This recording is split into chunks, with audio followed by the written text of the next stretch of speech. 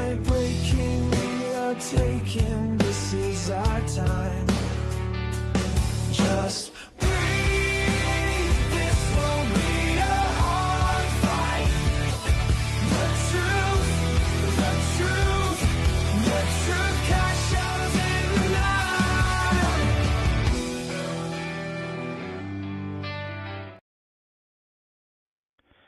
Hello, everybody. Johnny will be with us in just a moment. He's just working things out with our guests, trying to reach out to them. But the show will go on. How is everybody doing? I hope everybody had a fantastic weekend. I know I did.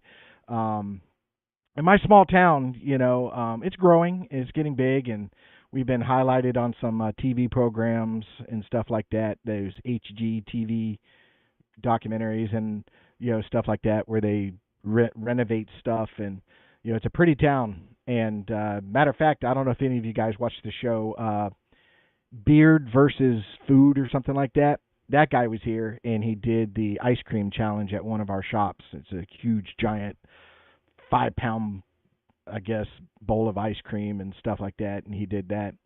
But this past weekend, we had a thing called the Soda Festival, where we have thousands of different types of sodas and stuff like that you can try out and check out. And so it's a lot of fun. It's great for the kids. They had this great you ever seen it where they have the dogs at the show, and they see how far they can dive into the pool, and that was fun to watch. I videotaped that. I put that on my Facebook page, not my Bigfoot Facebook page, but my regular Facebook page. But it was such a gorgeous day, a little windy, but it was fantastic. And so we walked around there and checked the sites out and everything. It's a great time. They always have a lot of great things going on.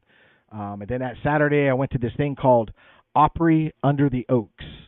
And it's a guy I went to high school with, and he, long story short, he created an Opry house where when you go in, it's like a dinner theater where you sit at a table and you can order, burgers, hot dogs, stuff like that, and desserts. And him and his family perform. They're a band, and they play a lot of it's country gospel and stuff like that. It was a lot of fun. It was really great to see everybody. It was a good time there. So it was a fantastic weekend.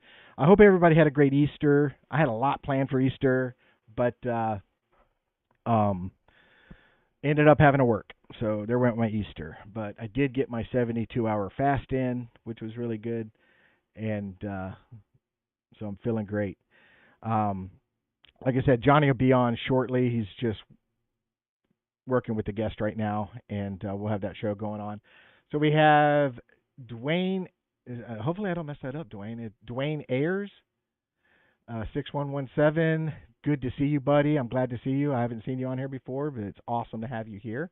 And, of course, my good friend Leonard Athis. Love you, man. Good to see you as always. Yeah, that's right. We will have a Sybilla on, so this will be a really interesting show. Terry McCullen, love Sybilla. The lady is definitely angelic. Yeah, she definitely is. And it's good to see you, Terry. I'm glad you're here. I'm glad you made the show outstanding. And like I said, we're running a little bit behind schedule, but I'm very prompt. If I say the show starts at 5, we're going to start at 5. They'll be coming in shortly. Johnny was on, but he dropped back so he can make some phone calls and stuff. Sharon, how you doing, Sharon?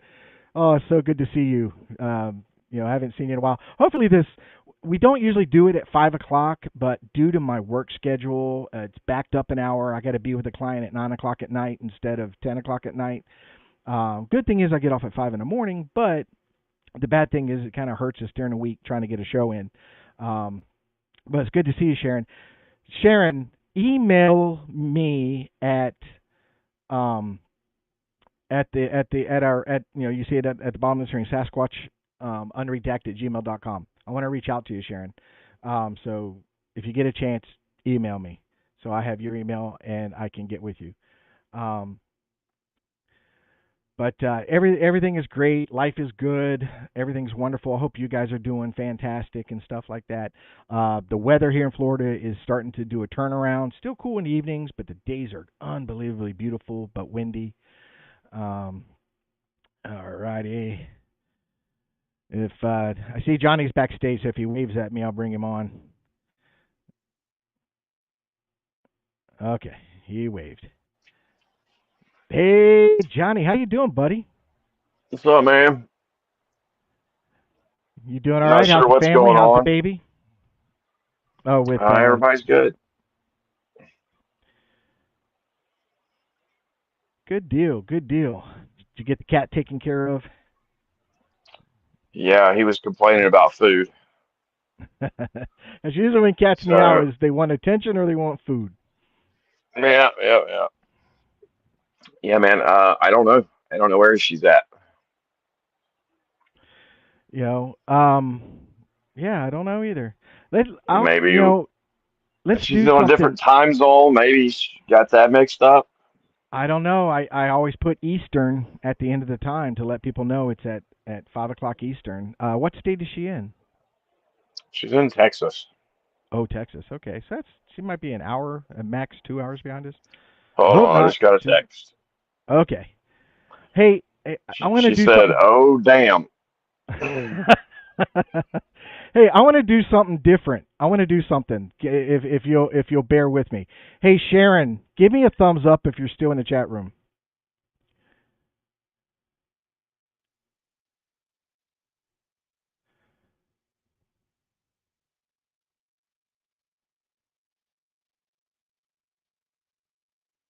All right. So it looks like we're working it out, and we're getting Sybilla. Is everything good? Are we good? She just texted, "Oh, damn." So Well, I'll see her when she pops backstage. she Here's might be what I want to popping up do. soon. I want to do something special here, and because Sharon is our overseas, she's the furthest person that watches this show. Okay, she's far, far away, so I'm sure the hours are different and stuff like that. So Sharon, I'm going to put the link to the show in the chat, and I want you to come in as our special guest. You don't have to say anything or anything like that, and you don't have to if you don't want to, but you can sit and be a part of the show and watch if you want to try that. Okay, so I want to do that, and here's the link. This is not for everybody, okay? But I want Sharon to, because we don't. Sometimes she can't make shows and stuff like that, but she is legitimate supporter of the show. I mean, she pops up all the time and always the first one, except for today. But she's usually the first one. So if you want to come in, there it is, Sharon. And I'd love to have you. Okay, she says she can't tonight. Family is asleep. So wake them up.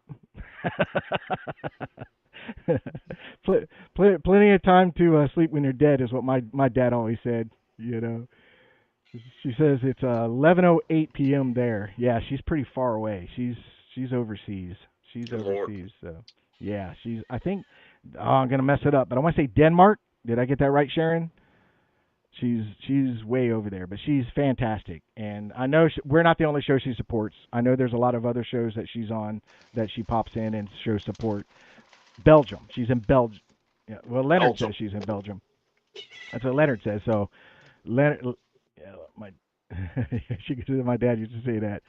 So I see Sybilla backstage. If she'll wave at me, okay, we'll bring you on in just a moment.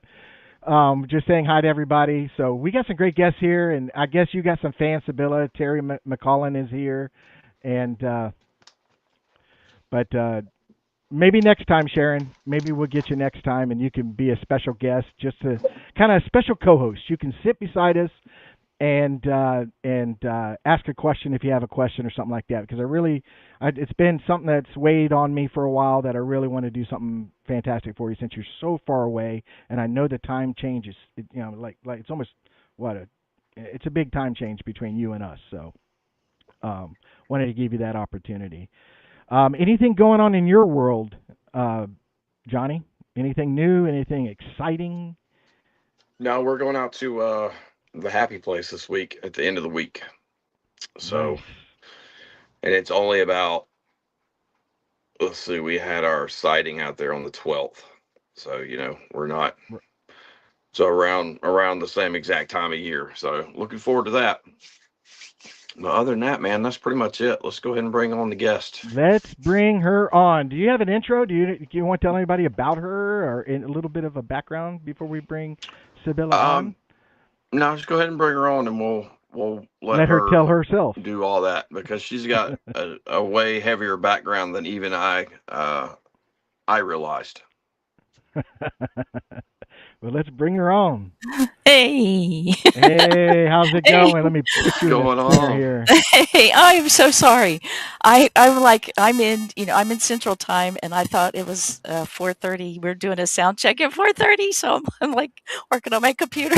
I'm so No, sorry. it's okay. Yeah, I'm sorry. Y'all forgive Yeah, me. there's a little bit of feedback coming from your mic. It's like a Uh, buzzing noise when you talk, but other than that, it's not bad. It's tolerable. yeah, So, trying. No, it's actually pretty bad on my end. is it bad on Really? your end? Let's Yeah. see. I wonder.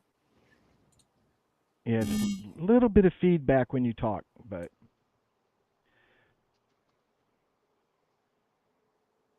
Now it's on mute. neighborhood Sasquatch says it's bad. So he's like, the noise is bad. Uh, If are you on a laptop or anything like that? no, I'm on a desktop. Does it have its own microphone that you can just disconnect the headphones and just talk to the computer? It'll pick up her speakers if you do that. Will it? Hold on. Let me Yeah. see. I'm trying to figure out how to see which microphone because I have two mics. And I'm Well, it's wondering like if getting it's. feedback. If you got anything else on, Let me try this other mic and see if that's what. sure. This is what Yeah, live is well, all about. while she's messing with that, quick story. So basically, all I did was I put on my Facebook group. I was asking around. I knew there was a lady, but I couldn't remember her name that drew Sasquatch for people from their sightings. But I couldn't remember her name, so I posted that question on the Facebook group, and they're like a couple people were like, "Yeah, you need to contact Sybilla." I'm like, "All right, good to go." And I contacted her, and we got to talking, and I called her, and I was just she got my description, and we went through all that stuff. Well, what I didn't realize is that I just thought she drew Sasquatch. I had no idea that she lived in the house where they conducted the Erickson project for 5 years. And for those of you that do not know that, that is a very, very famous project out there. And I believe, isn't it? How's your microphone going? Is that any better? No. Is No. it still the same? Well, let me answer neighborhood Squatch. We do a sound check, and Yeah. that's why we do start the show earlier. He was like, he was talking about another channel that does sound check prior to the show, and we do. It's just It was there my was a bad. mix was up my- in time. Yeah. Yeah, that's So the time zones. You're 100% not the first one to mess that up at all. no, In fact, that's happened several times. It's a lot, Yeah. But Yeah. I don't know. We'll have to fix it though because it won't be legible. We won't be able to continue on. No, I think we can try to get through it. But I'm it's sorry. like Now I can't hear you guys at all. Shoot. do you want to go out and come back in and see if that clears it up? I don't think she can hear me. Yeah. There, now I can hear you guys at least. Do you want to go out and come back in and see if that clears it up?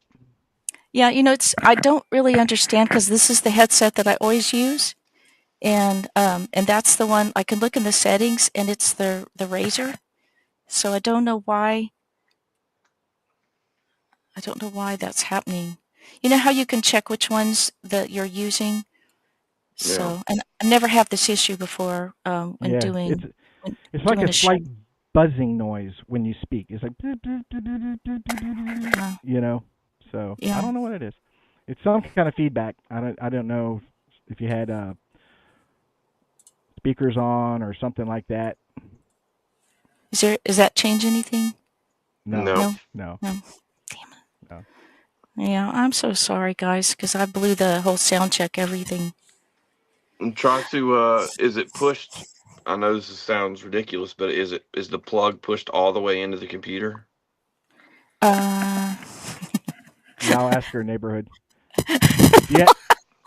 Do you have any other programs running on the computer? oh, I got a whole bunch of programs running on my computer.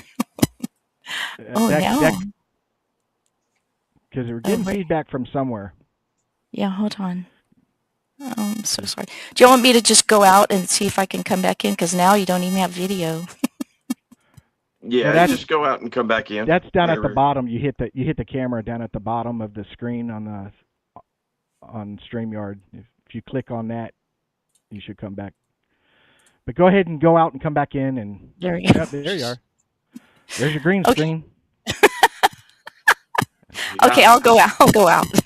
All right. Uh-huh. We'll work it out, guys. But I'm so sorry. anyways, give me. So I don't know a lot about the Erickson project, so if you could tell me a little bit about that, I'm sure she'll delve into it. But I've never heard. they've been anything. on. There's actually a really good interview by I can't remember the guy's first name. Obviously his last name is Erickson, but it's a house where they had a bunch of activity. Going to ask her if she talk about the film at the Erickson project. Oh yeah, and there was a really good. They were on Coast to Coast. The Erickson dude was on Coast to Coast. Did a really good interview on there where they had actual video, and they've got night vision footage. Like 3 different creatures on night vision footage, and one of them is freaking weird looking. It almost looks like a mascot. If I'm not mistaken, I think that's also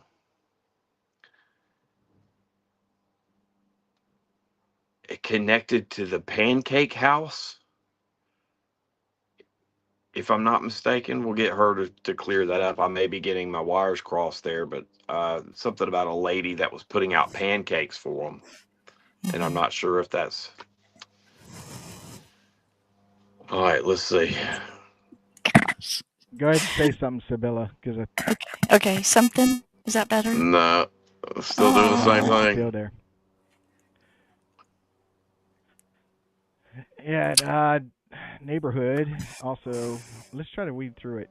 There's also a video of the creature named Matilda, I think it is, sleeping on the ground yeah. in the I middle think of the everybody day. knows that one. Yeah. Yeah. Well, everything's highly questioned. Is it possible that you also have the webcam microphone on at the same time?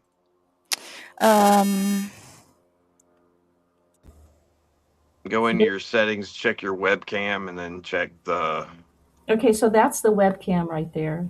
Can you hear me? Does that make it? You sound great right there. There. You sound Let's good. see, Okay. but she might. Hopefully, our feedback doesn't come through her speakers and it pick up.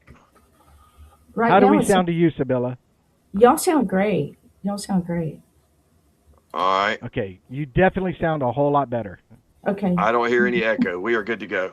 Okay. Excellent, Well, excellent, I'm so excellent. sorry. That's all right. And we got neighborhood Sasquatch gives his thumbs up. He says you sound great. So. Yay! I'm so sorry. Oh my god. No, it's okay. It's not a I'm big not- deal. I'm not usually like this squirrely. I usually pretty much have my act together.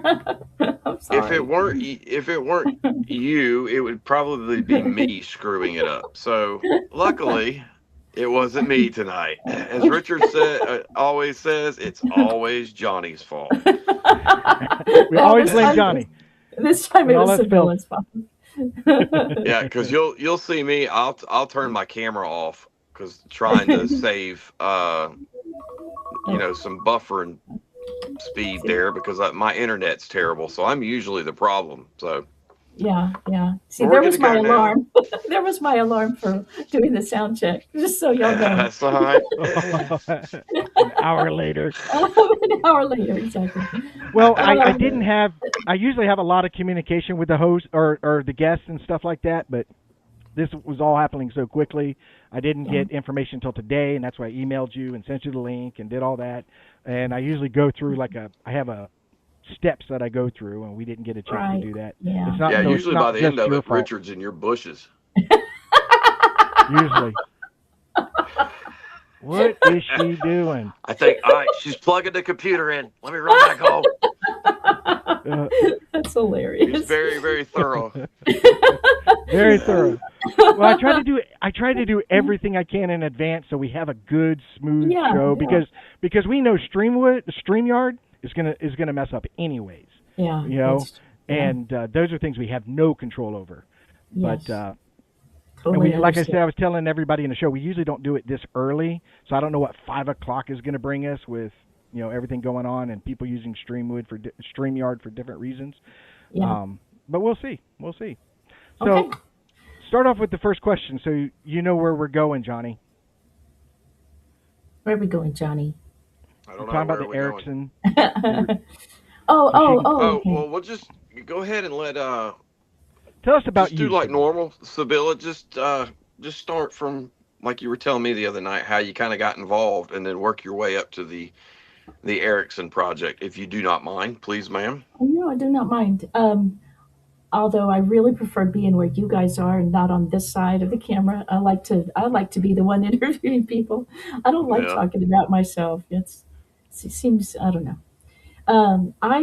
I'm just one of those people who, ever since childhood, has been just the mystery of things. Anything that was odd or unusual, paranormal stuff happened when I was a kid. I was kind of clairvoyant. That got me in trouble because I would know who was calling on the phone. I would know before someone got injured on their bike. Hmm. I would be that person telling my mom, "Oh, Jeffrey's coming in. He got hurt on his bike," and she'd look at me, and then 3 minutes later, Jeffrey would come in, injured on his bike. So Wow. finally, so I knew that there was growing up that there was just so much more to reality than everything that they were telling us. So I remember there was a book when I was a kid that was all about unsolved mysteries and had mystery animals in it, like the devil's footprints across, snow covered rooftops and, just anything that was a mystery. I was just totally engaged in and loved that.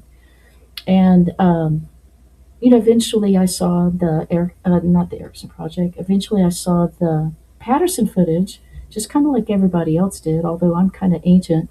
And I knew immediately that was. I mean, for me, I know that's a big controversy right now, but to me, that's a real creature, and that's what I felt when I first saw Patty. Was like, oh my gosh, that's a real being, and then in I think it was 1989 or 99, there was an audio clip that came in. I saw it on Whitley Strieber's website because I've kind of a UFO and aliens are also my thing, and it had a man describing, he was calling 911. I know you guys have heard that 911 call. It's from Washington State, where that man is saying, you need to get out here. There's this, and she Right. says, well, what is it? It's big. It's a really big man or something. And he's terrified. You can hear, his dogs were killed and everything.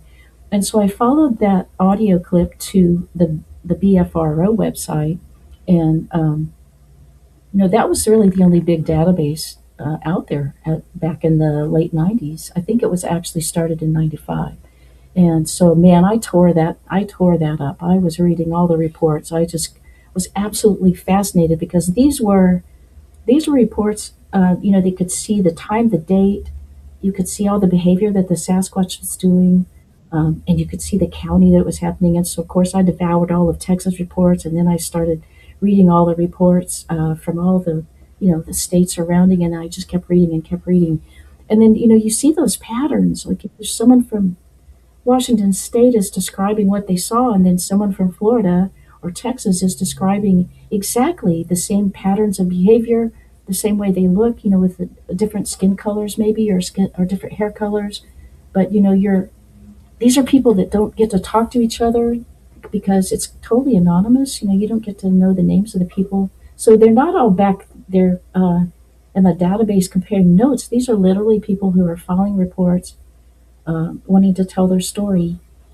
Um, High Flat Rock, and anyway, so I they started doing they started doing expeditions in 2005, and I remember just telling everybody in my family, man, if they do one in Texas, I'm going, and I don't care if I have to go by myself, I'm going.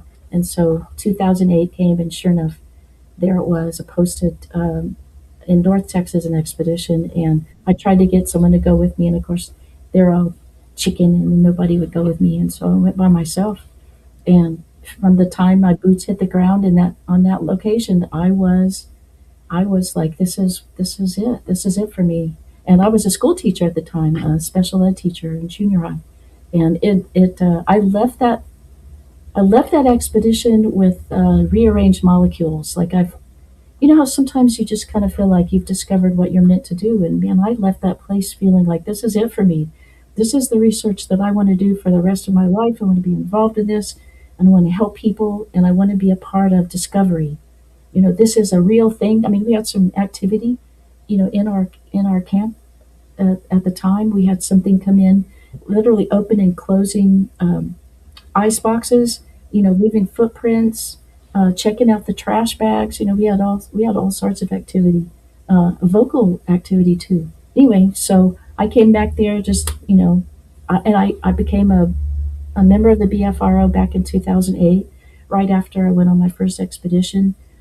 Some of the folks knew I was an artist, so one of the investigators from Wisconsin hit me up not very long after that and said, "Hey, I've got a witness that has a sketch that's really close to what she saw, but it's not, exactly like what she saw. Could you fix it?" And I said, "Sure, let me try." So that's actually how I got started. Was the investigators in the BFRO had witnesses um, that wanted to work on sketches, and so, and I've done a lot of portraits. So between I love to do really fine detail on the wildlife stuff I do. So it was really kind of the perfect combination of wildlife portrait and then this unknown, and working one on one with witnesses is, for me, I'm just so passionate about it, and I want to help people because so many people have uh, horrible PTSD from their encounters. And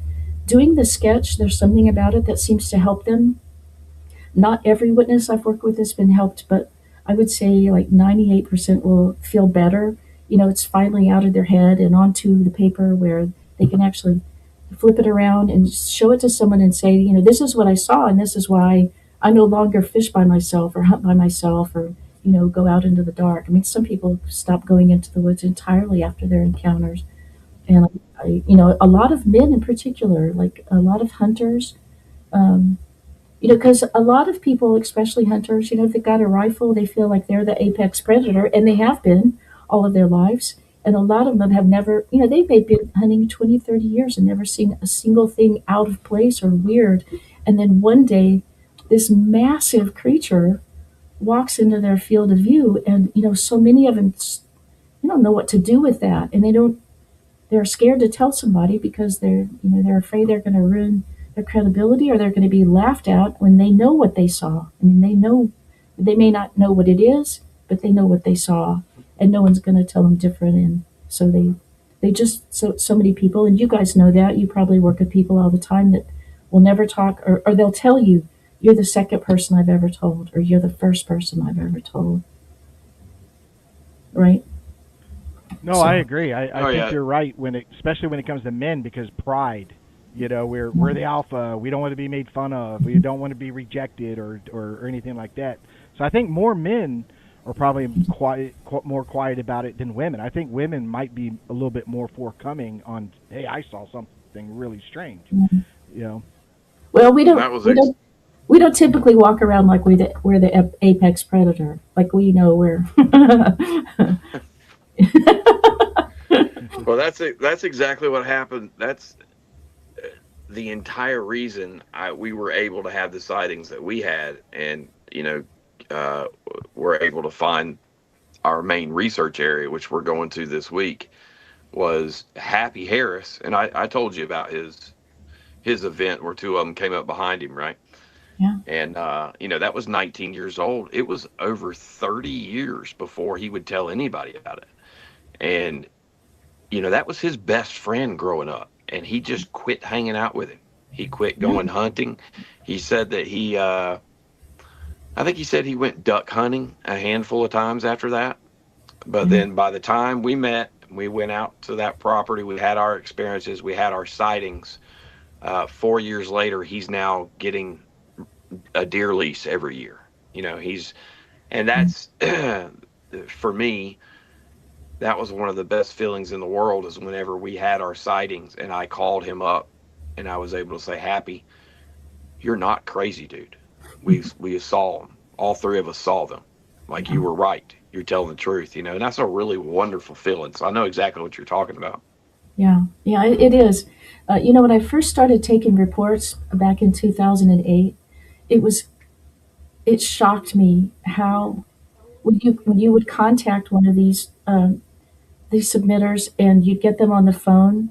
Oh my gosh, they were so thrilled to be able to talk to someone who believed them. I mean, even if and I always I tend to believe people anyway. Like I'm not one of those real deeply suspicious of everybody kind of person. So I always listen like with an open heart, and um, they would get you on the phone, and you were like suddenly their best friend because, and they would thank you and thank you and thank you. Like they would say, you have no idea what a difference you've made just by listening because Hmm. I feel so much better, and I bet you there's been at least 100 people who have told me, um, I haven't told anybody this in 20 or 30 years. Like I hear that so often. And I also hear so often where best friends have a sighting together and then they don't even talk about it. Like if they're in the car, they don't even talk about it in the car later. And then they never speak to each other about it again. Or like one of them wants to talk about it and then the other one refuses. So they just feel alone and isolated.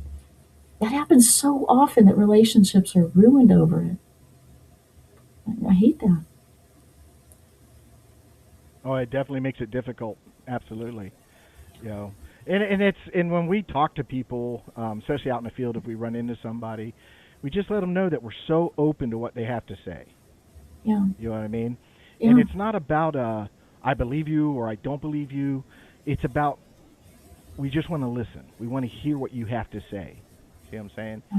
yeah. Um, It's very because like you important to said, what? them. Oh yeah, oh yeah. Yeah, it should be.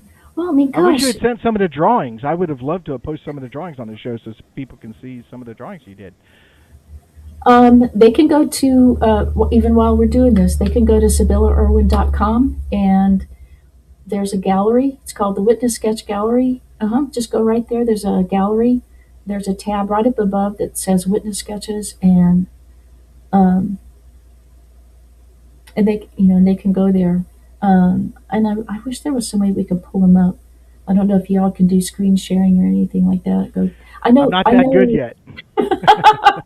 I know you can do it. I know you can do it on this. We did a show with Alex Petikoff, and I don't remember if it was during the show or after the show when me and him were talking. And all of a sudden, he's screen shared. He's doing stuff on my screen. I'm like, man, I wish I knew how to do that. You know?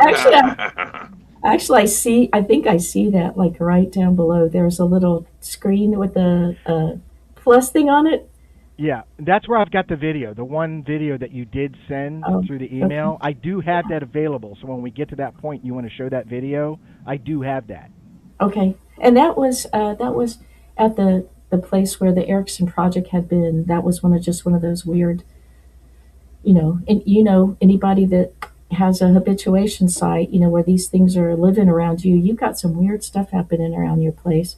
And sometimes uh, it's so subtle that if you are not really paying very, very, very close attention to the things on around your house and on your deck and all that stuff, it can be moved around. Like I finally figured out you got to take pictures of everything because they're doing little subtle things, and I don't know if they're doing it to see if you're paying attention. Like I don't really know like their intent, but I finally realized. I mean, I realized after living there for a year that I understood how people can have Sasquatches living all around them in rural areas and not really know they're there. Because if you're one of those people who You go to work in the morning, you come home at night, and you do your dinner, you watch your TV, and you go to sleep.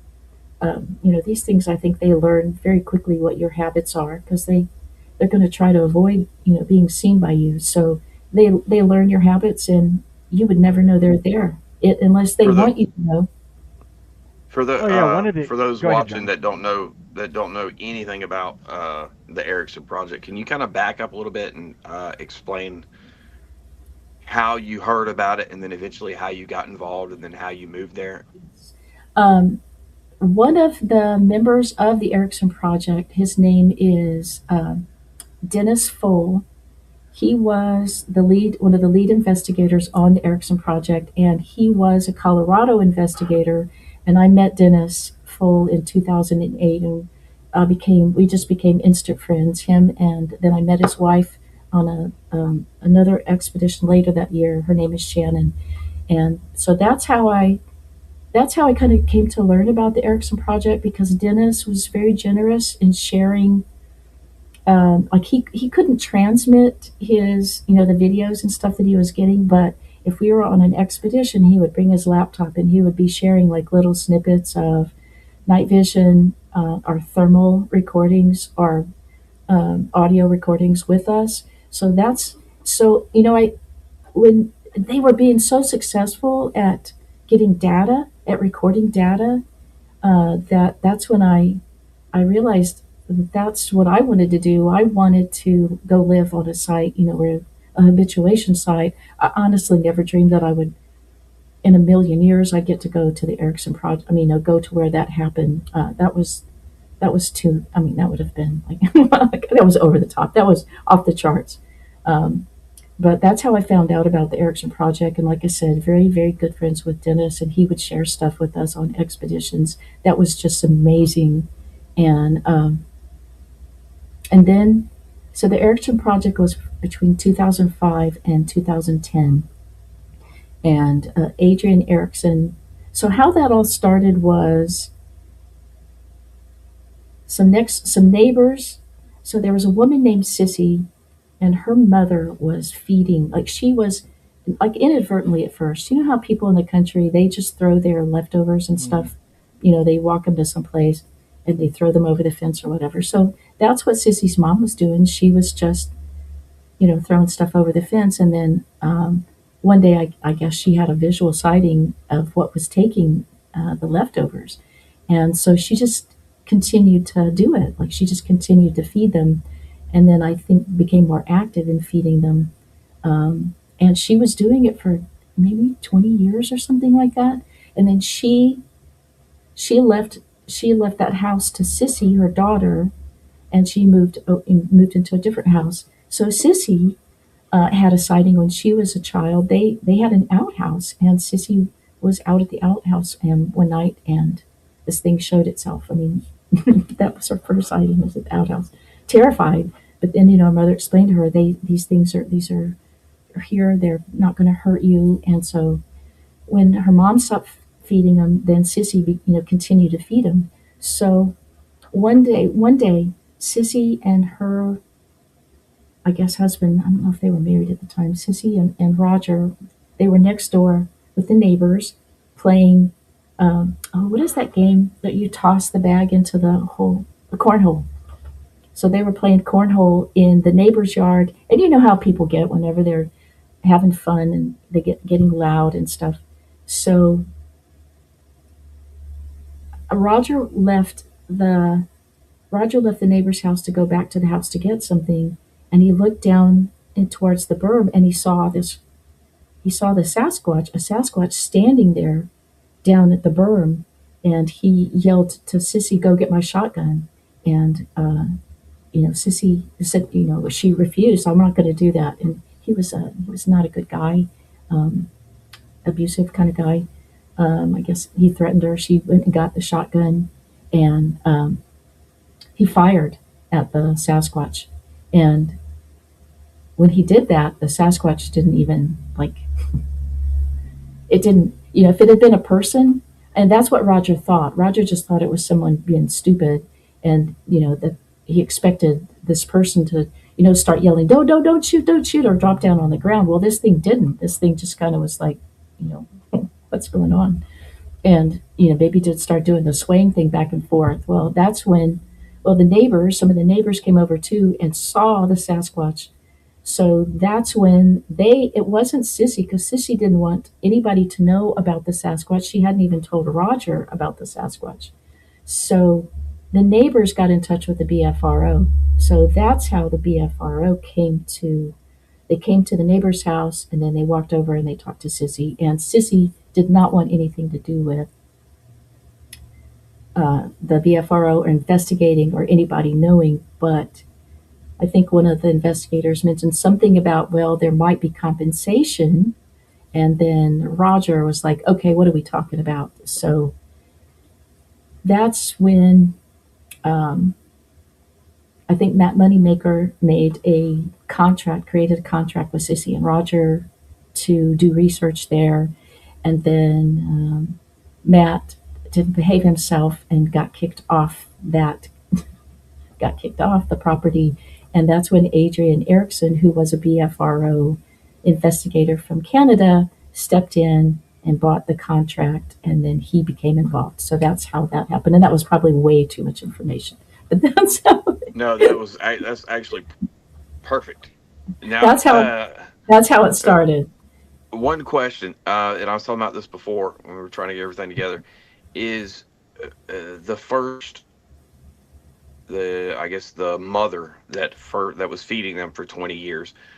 Was she the one? Is that where the pancake house came from? That Is is that the same property because she was that is feeding them pancakes? Yes, that's the same property, but the video and I actually have that video. I mean, I don't have the rights to it, but that video was Sissy. That wasn't her mom. So her mom had already moved away, and Matt Moneymaker. So the property sat like up here. The house, in Kentucky, it's a bunch of hills, and all the homes are like up on top with these little tiny roads, paved roads that only one car at a time can go on, and the houses are up in the top, and then the property slopes down into the holler. So where's I going with that? So so there's the house sits up here, and then right below that was an old trailer house that I guess they were using as storage. So what they did was Matt Moneymaker and a couple of other men set up inside that old trailer house, and they set cameras because this trailer house had the louvered kind of windows like this. Do you remember those kind of? You guys may never have seen like old windows like that had the louvers, but you can't shoot thermal through glass, so you have to open, the louvers and everything. So they're shooting anyway. So there are three men in there, and the video that I have actually shows them in the daytime as they're figuring out like how to put the cameras and all that, and you can actually see Matt and you can actually see Sissy walking down on the berm because the property really sloped down. The house is up here. It's about 250 feet to where the feeding station was, and like the berm, which was Roger dug like a hole and they had water in there. I don't know what that was all about and it really didn't hold water very, very well. But there was a berm, and Sissy would go walk down there and put like a plate of pancakes because that was very inexpensive. Pancakes with honey or peanut butter, and that's what she would feed them because you can make a huge stack of pancakes for very little. So one night, and this is how I know Sasquatch can see in the IR range, because what they did is they put an IR light bulb up there so that they could videotape Sissy. So in the video that I have, you can see Sissy walking down there. You can see her very clearly. She walks down, she sets the pancake paper plate down, and you can see her very well. And none of us could see the light on. That was just IR. But what did the Sasquatches do? Matt actually got to see one of the Sasquatch walk up and shield its eyes from the IR light, and then it turned around and walked off. So that's how we kind of knew early on that they could see in the IR range. Anyway, so they did. Interesting. Yeah, they did get a video of a little something coming up, and you just see this little head come up and it turns around and you see it looks pretty small, so it must be a juvenile. And you see it turn around and sit down, and it sits there. All you see is from the back that it's eating the pancake. So that is the pancake footage. And it was there. And you asked something about Matilda, and yes, Matilda supposedly was also videoed there. And there's also one of like a sleeping Sasquatch that was filmed there. There was DNA obtained. Okay, so Adrian Erickson bought the house that Sissy was living in from Sissy, and then Sissy and Roger moved about 2 miles away as the crow flies and bought another house. So it wasn't very long before the Sasquatches were going to that house. So research was actually going on in both where the original house was and the house that was 2 miles over. And the house that was 2 miles over was also where a lot of night vision footage was gotten and thermal footage was gotten. And also that's where they got DNA. They got in the form of blood because they glued glass, little like small shards of glass to the paper plate, and then they did like a peanut butter like pancake sandwich and or stuff like that. I don't remember exactly what the food was, but the Sasquatch licked the plate and cut its tongue a little bit and left a little blood, and that's how Dennis got that sample that went into the Melba study. So that was there. When the stock market or the real estate market crashed in 2010, then Adrian could no longer afford. See, there was a full-time Princeton. She was a Princeton biologist. Layla Hijack was living also at the house. See, Dennis would come and go for other projects because Adrian and them had another project in Tennessee that he would kind of go back and forth on. And so, but Layla lived in that house. So after the real estate market crashed, Adrian could no longer afford to keep the places and pay, the salaries of both Dennis and Layla. So he had to let them go. And then the house just sat there with nobody in it for 2 years. And then one day, I guess a field researcher drove by the house and noticed that there was a for sale sign there and immediately called Dennis Fold in Colorado and said, "Hey, did you know that this property is for sale?" And Dennis was like, "Absolutely not." So he immediately picked up the phone and called Adrian, and he said, "What do you want for it?" Adrian threw out a price. And at that time, there were several of us who were part of a team who were trying to find a habituation site. We were trying to find property to do a habituation site. It was Dennis and his wife Shannon. It was Tom Bruns, Dr. Tom Bruns from Tennessee, Ronnie Powell, and Craig Craddock. We were all part of a team looking for a place to do this. And suddenly, the number was good. Dennis called Tom and said, "Hey, it's for sale for X amount." Tom said, "Let's buy it," and we bought it. And someone's asking about, is Layla related to Doug? I don't know, but it is spelled the same. But I don't know. I never got the opportunity to meet Layla. I really wished I had.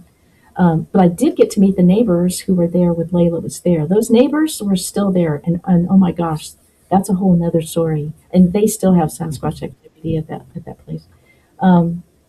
So everybody, I think we kind of knew that if we found a place, I was the one moving there because everybody else had, Ronnie had her life in Tennessee. Dr. Tom was married and had his life, and Dennis and Shannon had Colorado. So I was kind of like the loose cannon who could go some places. So as soon as they said we were buying it, I remember that happened in January of 2012. Boy, I went into my principal's office. I said, "I'm not renewing my contract. I'm going to be out here." And so I finished teaching that June and moved to. We got together, all of us at Crittenden, because oh my gosh, that house nobody had lived in for 2 years, so we had a tremendous amount of cleaning up to do. and all sorts of pipes were broken because it sat there for so long, and freezes and stuff. So we had a tremendous amount of work to do, and then I moved there, um, sight unseen. I didn't know a single soul, man. I was like in Sybilla heaven. I was going to get to live at a place, where Sasquatches had a 25 plus year history of interacting with people, and that's like my dream job. I was in literally like Sybilla heaven. Like what an opportunity! Like how many times do you get an opportunity in your life to go live in a place where that kind of activity is happening? It was insane, and I learned so much. I mean, I Now, can't even. when we showed the short film that you sent in an email, is that during the time that you were living there? Yes, Okay, yes, good, good. yeah, yeah. The when you're a researcher, and this has been established that humans, that these things they know who we are. You're just hoping that their trust is going to transfer to you, and I absolutely learned that is 100% not true. It does not. Right. You have to Yeah, start at ground zero. yeah. I think that's our findings too. Is not only it's extreme. Everything's against you on habituating with them. Everything's against you to build that kind of trust where you're not a Jane Goodall walking up to them and Yes. stuff like that. And like Johnny says, he brings it up quite a bit that and until we're at that level, there's so many unanswered questions. I mean, people make speculations, and we got great ideas, but none of it is can be substantiated until you have that long-term visual documentation of behavior and diet and everything that you would get from that kind of closeness. And that hasn't happened yet. Now, I hope it happens sometime in my lifetime. It would be fantastic. Well, they're not there all the time. Like it's not an everyday you have that opportunity. Like they would be real active for some months, and then like after November, like November to I mean, sometimes there'd be some activity when it was snow, and I found some prints and stuff. But mostly they were really quiet between November and say the end of February. They're Yeah. they're not there all the time, and I don't know where they're going. But and then um, sometimes you'd walk outside, and there as soon as the screen door would close, there'd be a wood knock. So you would know they're aware that you're outside because you'd hear that wood knock. Or sometimes I would put the food down, and I'd turn around and start walking back up to the house, and I'd get that wood knock. So and I would just turn and wave or whatever. But sometimes I would walk outside, and there would be such tension that I didn't even feel comfortable walking that 250 feet down, to the berm. Or sometimes I'd get there, and I'd feel like, oh, I shouldn't be here. I don't need to be here. And I would, other times it would be so calm I could, sit down there for hours on end and not feel a single thing. So, you can sense when they're around, and you can kind of sense whether they want you to be around or not. And I also had really weird times. Like I remember one fall when I was walking down to, I think I was walking down to, to the feeding station, and I've got a plate full of, stuff. Because oftentimes I would do leftovers and stuff. I mean, they seem to like pizza and all sorts of. If I'd have a big pot of stew, left over or whatever, I would take it down there. And I remember I'm walking down to the berm, and I hear walking with me, like on either side, there's something walking with me, and I should be able to see like where these footfalls are coming from, and I can't. I cannot see what's walking beside me, and you know, I don't know if you've had this experience, Johnny, where I'm a very grounded person, but when stuff like that starts happening to you, like where there's footsteps close enough to you, you can hear the crunching of the leaves. When you stop, they stop, and you should be able to see, because the foliage is not that thick. You should be able to see because it sounds like they're maybe 10 to 20 feet from you, and you can't. Well, that's when those things start happening. It kind of rearranges the way you have to. You have to like, okay, this is like in the woo thing, but that's what I experienced, a whole lot of woo there, like a whole lot, all the time. Well, that's one of the first things that happened here on my property that made me realize that I was dealing with something Mm, that I didn't understand was when the dogs went nuts and I ran down to the side of my property, and it's where my chicken coop is now, but I could hear bipedal walking, and it was mm, just inside the wood line. And I say wood line, it wasn't even super thick right there. It was just from where we hadn't gotten to that part of our yard yet. We bought this house as a foreclosure, but I mean, there was just mainly saplings and briars and stuff. And it sounded like it was only like 25 feet maybe inside of that. And it was obvious bipedal walking. And what was super weird is, or what, that's where the intellect part of this came in. I shined my flashlight over there and it would quit walking. mm, I would turn the flashlight on again and it would walk again. And it was just very slow bipedal steps. And I could not, for the life of me, I thought the same thing. Like, why can I not see them? I didn't see uh, any movement from the branches or any of the saplings or anything else. But for probably, it felt like longer. It was probably for only like 2 minutes. But it did that the entire time. I would turn the light on and it would stop. And then I would turn it off and it would start walking again. And it did that till it was all the way out of earshot. And that was one of the very first things that was like, wait a second, I'm dealing with something. yeah. And This mine, and isn't mine, this isn't people. no, you know, and mine was in broad daylight. It wasn't at night. really.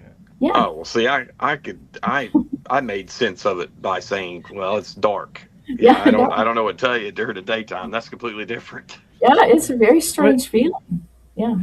yeah, and it's like down here in Florida, I get more encounters and stuff during the winter months.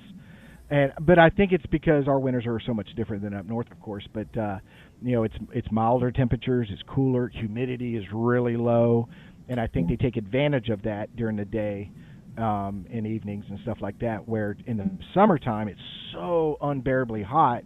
I think Mhm. that's when they do more nighttime stuff because of the humidity and the heat and stuff like that. So Yeah, that makes total sense. Yeah. yeah, because we don't have mountains where they can run to, you know, for higher elevations during the summer and cool down or anything like that. Yeah. Yeah. Florida's flat. Well, and I know you probably think about this too, Johnny. You want to earn their trust, but you also want to get data. So it's really tough to decide. They don't seem to mind audio recorders. Like I could put audio recorders out. Um, in fact, I had a recording of something coming down to sleeping on the berm, like really close to the audio recorder is. You could hear it. You could hear like all of a sudden the breathing got real slow. I mean, it like it fell asleep, and every once in a while you could hear like, like it was snoring. So something fell asleep right by the recorder 2 nights in a row at like 5 in the morning. So they don't mind recorders, but how they know what a camera is, I don't know, but they do know. Like they know. And so you're that's that fine line between you don't want to destroy their trust. So hiding cameras is, they seem to they seem to know, and we did. Like, okay, so we as a team we're like, okay, we're not going to put up thermal cameras like right up front. We're going to try to build this relationship, and within 2 months, we were putting up thermal cameras. We just could not. Well, once you start experiencing things, uh, I went through the same thing for like the first year and a half when I got them to start going back to the spot behind my property. Uh, it was a year and a half where I was only recording the audio because I was afraid to implement night vision cameras. Right. I would take a thermal, but I wouldn't put it up to my eye. I would stick it on my knee because I was so concerned with blowing that opportunity. Yes. Right. But then it just got to the point where I'm like, well, I'm getting all this awesome stuff happening. Like I had two different times where they actually ran up behind me, Oh, but people are just having to what? Sure, we believe you. We just I believe these noises, right? And it's like, how do you how do you get the evidence with not blowing? Because even like you were talking about before, with the trust before the activity starts here, even though this is year 8, they will still. It'll be like almost 2 weeks of me knowing that they are around, and the dog's going crazy, and I hear a few things here and there, and you can even feel, like you were talking about before, you can, believe it or not, you could feel it. You could Hmm. feel when they're here, and it'll be like that for almost 2 weeks before they actually start interacting again. It's like I have to build that trust. It's like they have to, I don't know, maybe they're scoping me out, Yeah. trying to find out if I didn't Mm. go crazy, in Yeah. the past 3 months since they left, or what it is. Right. It's crazy. Yeah, no, they're very, very, very, very, very, very cautious.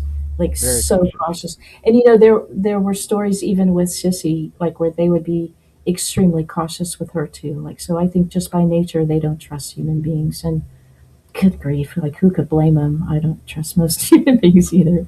Well, Yeah, I mean, who could well, blame them? where is all the night vision and thermal and all that stuff video now? On who's Do you have some on your channel or? No, it's not mine, so I don't have it. I mean, I have some of it, but it's like I said, I don't own it.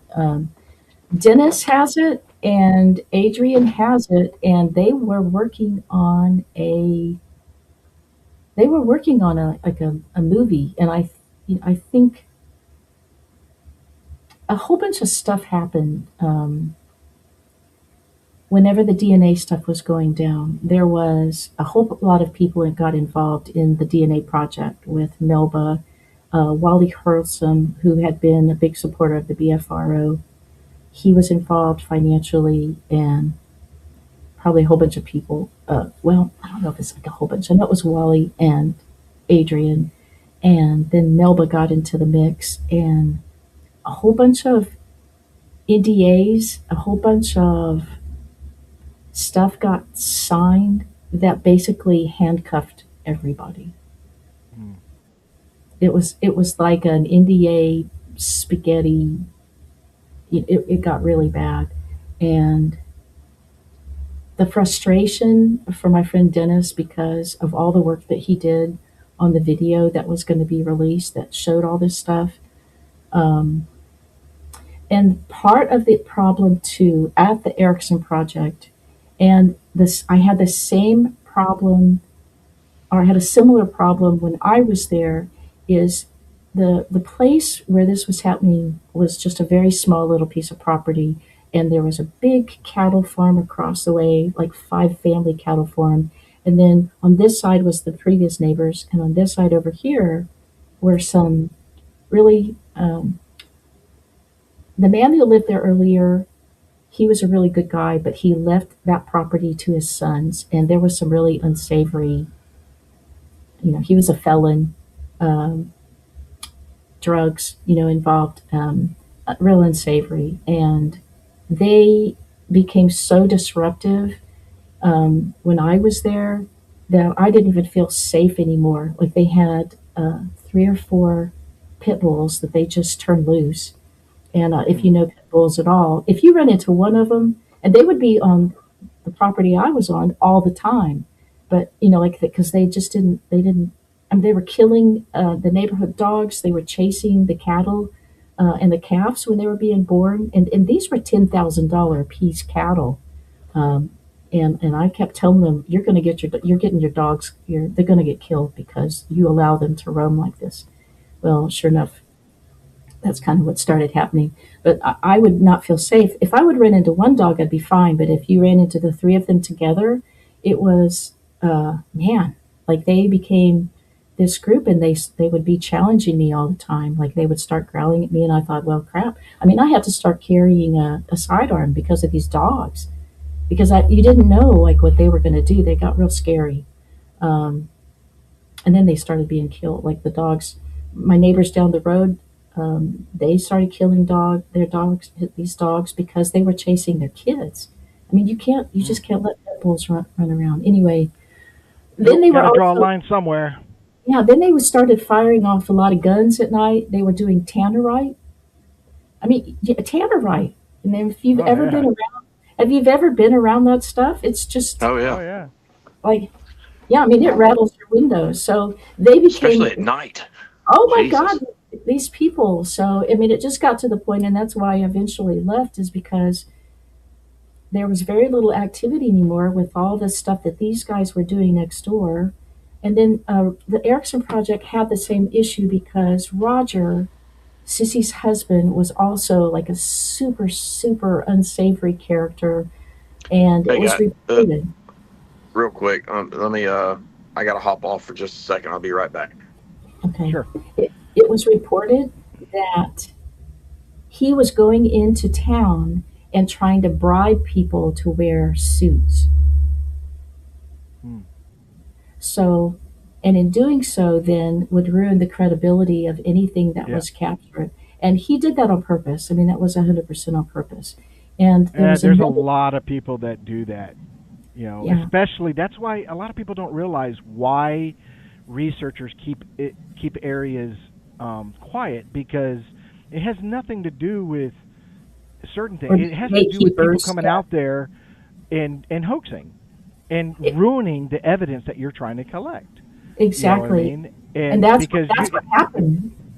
yeah, That's because what if you film it and you think you got something and you post it, they're going to come out and say, "Ha ha, gotcha, it's fake, blah blah happened. blah," and now it ruins your credibility, and they get to run around joking that Bigfoot don't exist, and that happens a Yeah, lot. It's actually very frequent, not just AI stuff, but just people out there yeah. doing stuff. Well, and it happened there. There was a man named Tom Biscardi. You probably don't know who he is. A very wealthy man Yeah, I from know. California. So he found out where the Erickson Project was, and he started visiting with all the people along that road, trying to get trying to get them to give him access to the property. Like he started like cozying up to this woman who lived two doors down, uh, t- trying to get access because he said he would like go to her and then go back down her property and then walk over towards the Erickson property. And then Yeah, it got worse. Then he went to Sissy and Roger and offered them money to break the contract with Adrian. And I actually think, because I saw a letter where that Tom Biscardi had written, trying to bribe yeah, Roger.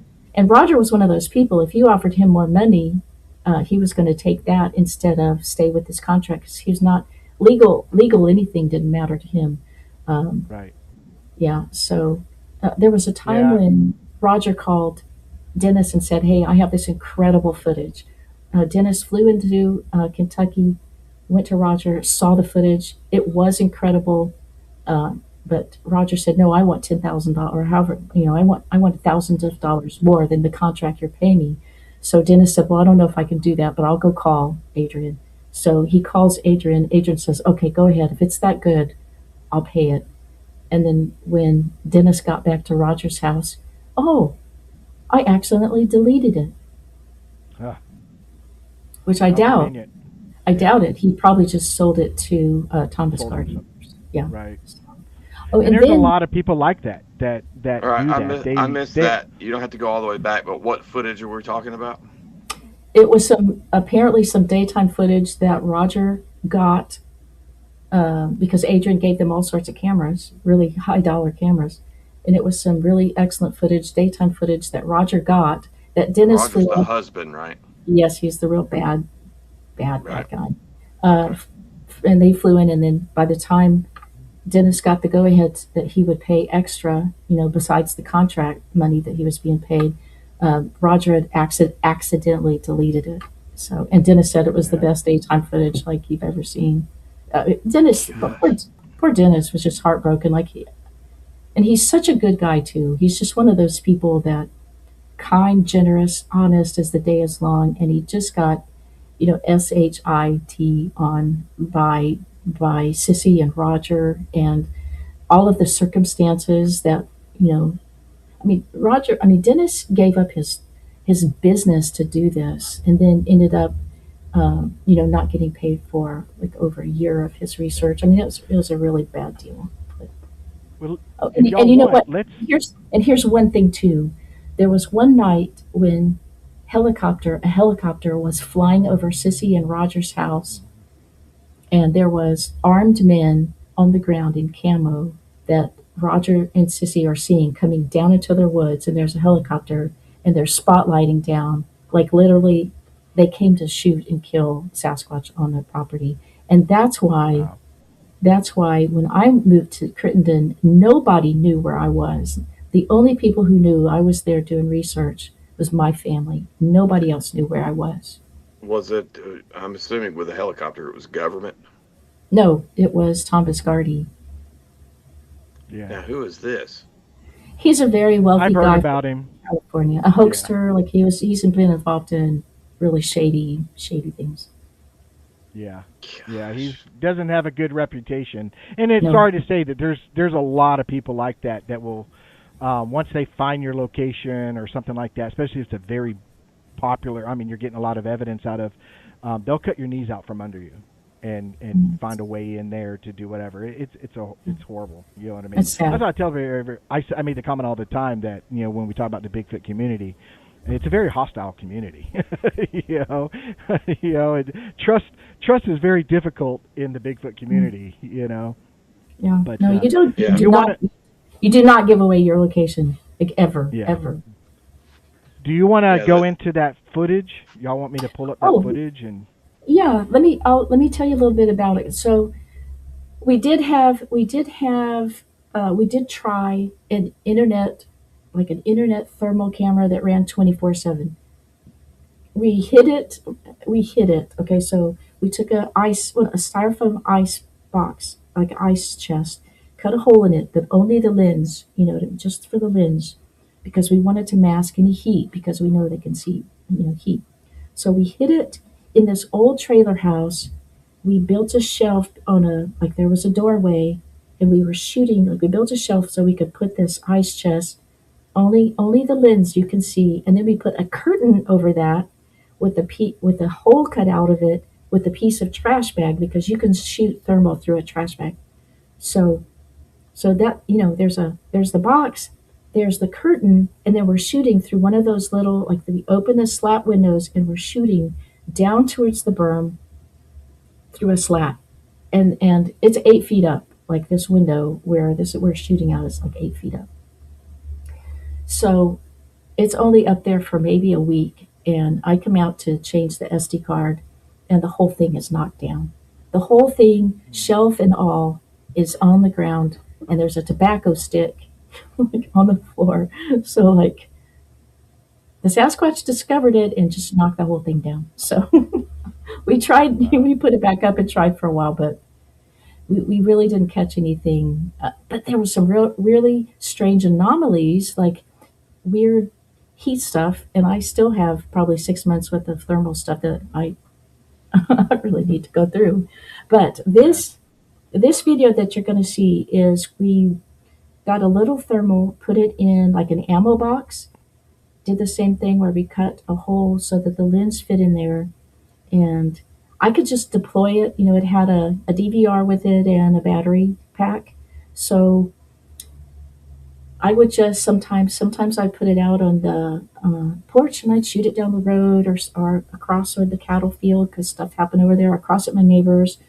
And this night I put it down, shooting towards the berm, like maybe about halfway down, and I put it like a lawn chair, I had an old camp chair, defunct kind of camp chair, so it wasn't trying to kind of hide it a little bit, but try not to be too obvious. And so that's what this footage is. And then you're gonna see something that moves through the frame so fast that you can't even tell what it is. So I have to slow it down multiple times for you to actually get to see like what something comes bounding, and the distance between where the actual camera was and where the berm was, where these things come bounding up from below the berm, and it looks like they jump like maybe 20 or 30 yards at a time. And it's a black figure. It looks like hellhounds or something. And then so you'll see these two things come bounding through, and then you're going to see something that raises up behind the berm, and you can't really tell how massive it is at first until in the video I'm going to show you how what like you'll see a picture of me, like a thermal of me down at that tree, and you'll see like the size of me, and then you compare. You maybe have to run the video once or twice so people can actually see it. But there's Yeah, a we'll size. try to. If you ask me, like pause, I'll try to pause it at those moments. I'll see what streamer will let me do. But yeah, well, definitely you can narrate while it's going on too. You can narrate. But if you need me to pause, just say pause, and I'll Well, try to do it the as quickly as I can. towards the end, like I threw in thermal because that same night some dogs came running through, and then there's like a raccoon that comes through, so you can see the thermal is working just fine, but these Right. creatures that get caught, they're black. It's not a heat signature, like, so it's one of those, what the heck is this? Right. All It's right. very Let's weird. set that up. Let's set that up.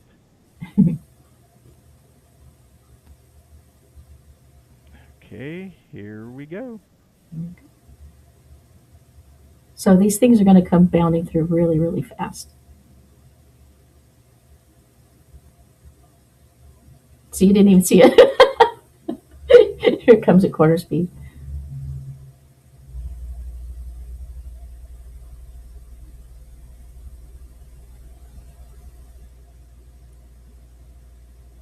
There goes something.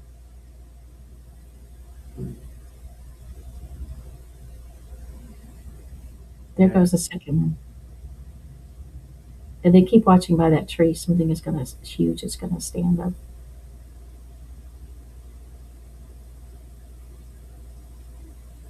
So we're keeping an eye on the tree in the center. Yeah.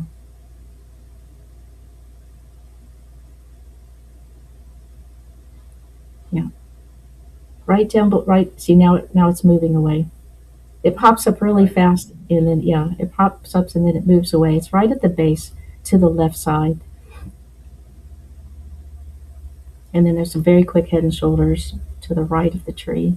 See right there, and then it goes back down. So apparently there was more than one that night. Now there's me, like so you can see the scale of how huge that tree is, and there's dogs.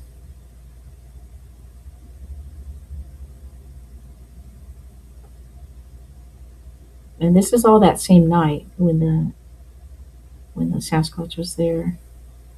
That's the thermal in that little box right there where the camp chair is. And And that's the view during the daytime. that's the view during the daytime of what. So that big thing was just to the left of that tree. Um, it seems like some of it's being kind of clipped off, like you can't really see the bottom very well. Right. We could play it again. Did they Let's ever Play it one find more. that box? They never moved it. Like they never moved it. So now people saw it. They got a better idea. So let's watch it again. Yeah, see Yeah, that it I all. see the super fast one. Yeah, it just. I don't even know how I saw it. To frankly, I don't even know how I caught that because it was so fast. Kind of freaked me out. Like, what are these black things moving through this? There's no heat signature on it at all, and they're moving so fast. Like, what is that? What is that? And kind of change the way, and then this guy's going to stand up right to the left.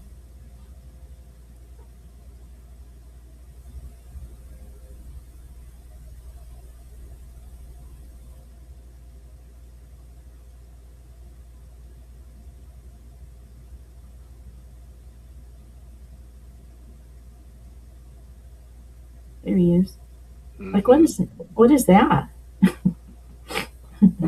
Right. And Right. the resolution is since this is a copy, is not as good as the original. The original you can see a little bit more detail, and then there's another one that kind of pokes his head up to the right. And see, that's about a 7-foot drop from where that berm is to down to where the ground is. But you can see how small I am. Hmm. Yeah.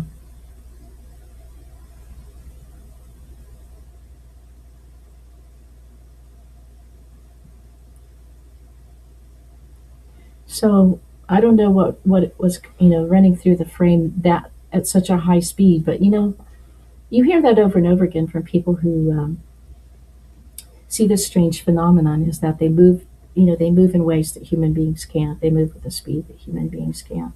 And I don't think those are Sasquatches. I mean, I think the ones popping up are, but not the things that were flying through the frame. Like, what the heck is that? Right. To this day, I don't know it. And then there was a time I caught, I put the thermal camera out the back window, pointing at my neighbor's fence line because Ronnie Powell had been at the house and she got sick, and she happened to go outside and she was like really, really sick. And she suddenly felt like something was looking at her. She turned and there was a juvenile Sasquatch that I guess had come to check her out. And then it just turned and walked right down the fence line. So I put the thermal camera up, in the window with the window open, shooting through the screen. And I caught, if a cloud could walk like up a fence line, that's what it was. Right. Right. It's like a see-through cloud is walking, and it materializes about halfway up the fence line, and then it walks right off the screen, and it looks just like a see-through cloud. Hmm. What the heck is that? Your guess is as good as We mine. had a guest in the past last year that said the same thing, that what she saw, it looked like a dark mist, and it just kind of went across the road. No detail, no nothing, just this dark mist. Yeah. So I don't Well, know. there were things that happened inside the house as well. There was stuff that would move on its own, and I don't know if there's that line. Okay, is this house just like haunted with a bunch of paranormal stuff, or is this the Sasquatch people doing this? Like, what's moving these things, on their own? And then one time, my son came to live with me for about 6 months, and boy, that was a great experience. And he has a he was kind of sitting on the fence about Sasquatch until he got there, and then some things happened, and he was like, okay, I believe you. Right. And then one morning, in the kitchen, I guess the house had been built in two separate times, and so when they added this second bedroom and a bathroom and a washroom, there was about maybe a half of an inch raise in the concrete. So everybody was stubbing their toes on that between the kitchen and the washroom. So I put down, one of those Walmart little, like a rug, that had carpet rug, just so people wouldn't hurt themselves, including myself. And it was a shag carpet thing. And one morning, there was a footprint, a huge footprint, much larger than mine or my son's. And it wasn't going in the direction of travel. It was opposite the direction of travel. It was embossed in the carpet. So I'm standing there at the stove making coffee, and I just happened to look down, and there's this footprint embedded in the carpet. I'm like, what in the hello? Hmm. And then when my son woke up, I stood there and I was like, look down, and he looked down, and I know my son very well. Parents do. You know what your kids' tells are. He wasn't lying. When he looked down and he saw that footprint in the house, he absolutely freaked out. He was like cussing, like, what? Now they're coming in the house? And I'm like, well, apparently they are. Yeah, we had Yeah, a it's guest one one. thing to have them outside. It's completely different to have one inside your kitchen. Yeah. Yeah, And he because got we to had. feel what it's like to be snuck up on, and you Yeah. know how they are. If anybody who's done this for any length of time, they can come up on you on a substrate that there's no way in hell, but they do. Like they come in. I mean, there's leaves and sticks and all sorts of should be, you know. I mean, there's no way, but they like one got within like 15 feet of us in a substrate that they couldn't possibly. And then my son snapped a real dry twig to put it in the Dakota pit fire, and this thing took off, running towards my neighbor's house, and she had a dog pen there, and the dogs went to screaming like I actually at first I thought somebody was killing her dogs because that's how terrified they were. And then, I mean, first we felt like the boom, boom, boom of this thing running away from us. I mean, we could feel the ground shake. Like we'd feel, you could feel it. This, I mean, it felt like 1,500 pounds running like an elephant, and then it turned and went down towards the her property line. And my son was like, "Okay, I'm." It was like f bombing for like 2 minutes. He was like, "I love you, mom, but I'm not staying down here." And we turned around and left.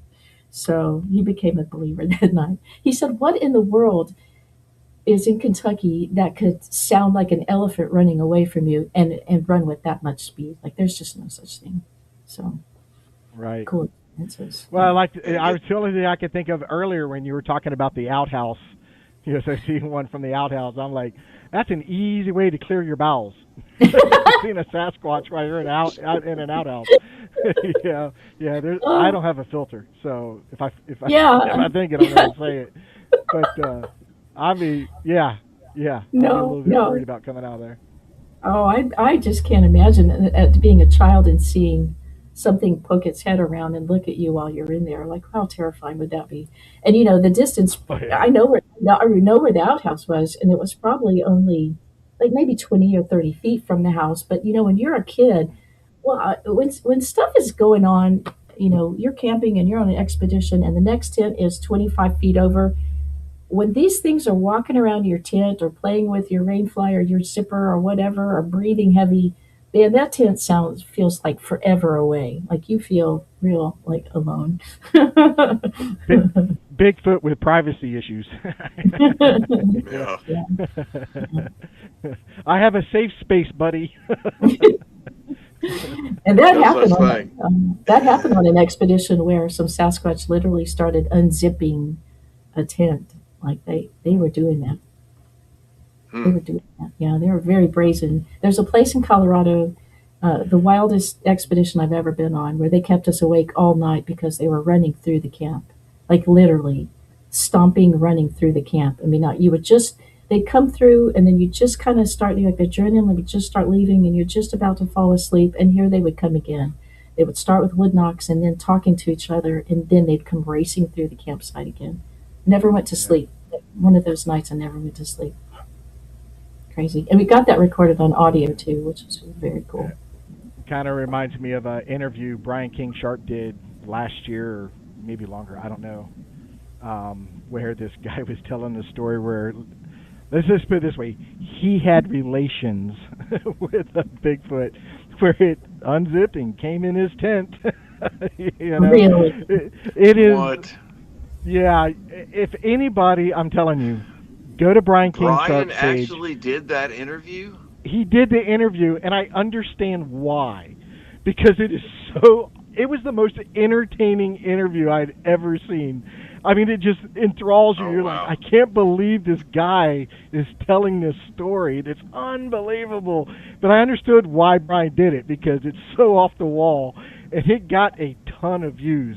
But this guy I bet. goes into detail. He goes into detail. And Was that a couple of years ago? yeah, it was either early last year or maybe longer. I think I But it's easy to find it because I think the title is "I Slept with Bigfoot" or something.